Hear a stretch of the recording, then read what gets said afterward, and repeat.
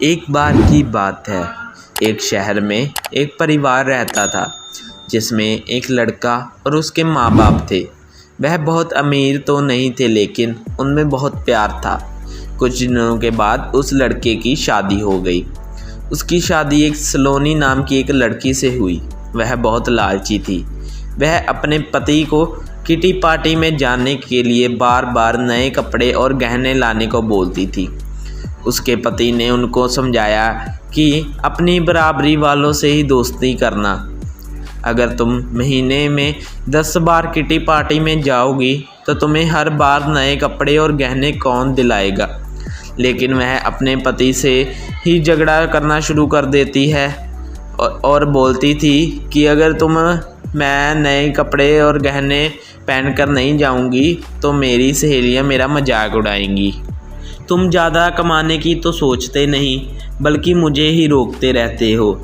इसके बाद वह अपनी सास के पास गई और बोली, माँ जी, आप मुझे अपने गहने दे दीजिए, मुझे किटी पार्टी में पहनकर जाने हैं। उसकी सास हैरान होकर बोली, हमारे समय में बहू अपनी सास को गहने रखने के लिए देती थी, लेकिन तू तो मुझसे ही गहने मांग रही है। इसकी इन हरकतों से सारा परिवार दुखी था। एक दिन सलोनी की सहेली शिल्पा घर आई।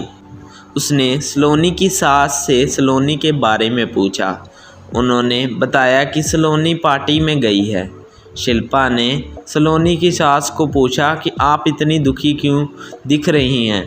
तभी उन्हें सारी बात बताई कि सलोनी किस तरह बार बार नए गहने और कपड़े की डिमांड करती है और सारे पैसे उन पर ही खर्च देती है।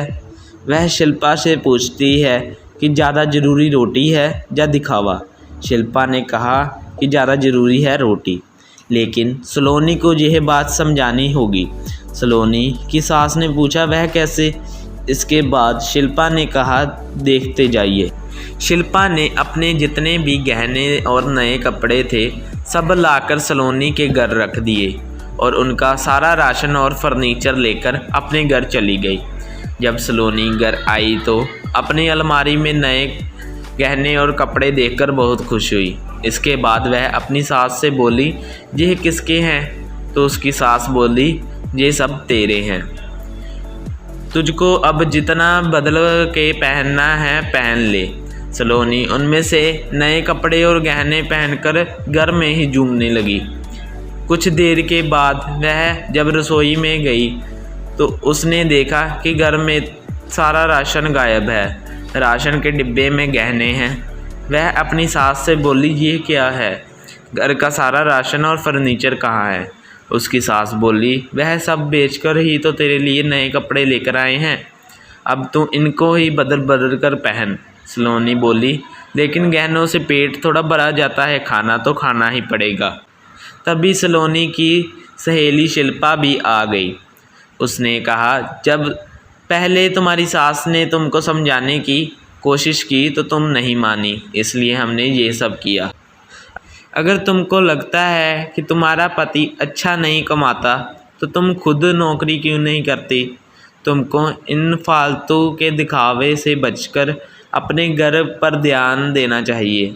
अब सलोनी को अपनी गलती का एहसास हो चुका था। हमें इस कहानी से यह सीख मिलती है कि हमें फिजूल की चीज़ों पर ध्यान नहीं देना चाहिए। इस तरह की वीडियो देखने के लिए चैनल को सब्सक्राइब करें, लाइक करें और शेयर करें। हम आपके लिए नई नई वीडियो लाएंगे। ओके दोस्तों, मिलते हैं एक नई वीडियो के साथ। जय हिंद।